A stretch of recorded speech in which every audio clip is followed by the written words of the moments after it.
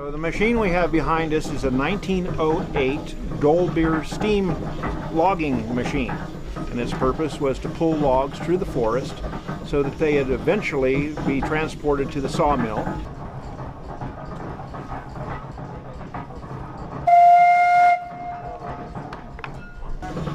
So this steam engine operates essentially by a wood fire boiling a steep kettle full of water, creating steam.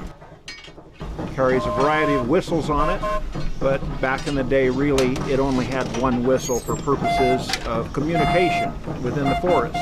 If there was a need for communication over the side of a hill, they would have what's called a whistle punk, a small boy that had a wire that was attached to the whistle, and he would watch the logging operation below and then pull the whistle at the right time so that the steam engineer could engage the machinery and pull the log up from an area where the engineer couldn't exactly see it.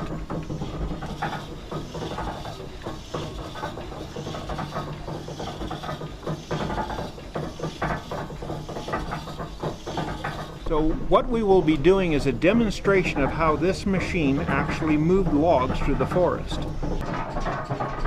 Essentially, the loggers would drop the trees and this machine would roll the logs into two-pole chutes, which is basically a road through the woods. They would drag these logs through the woods, eventually dumping them into Shaver Lake. It would be gathered up by the steamboat, the Michigan, transported over to the sawmill. The sawmill would then cut them into boards. The boards would then be dried, and after a period of time, when they had sufficient buoyancy, they would kick them into the flume. And then the flume was 42 miles long and would reach Clovis 6.5 hours later. So at the turn of the century, this was the latest and greatest technology. And so for 108 years old, it's a pretty fascinating machine.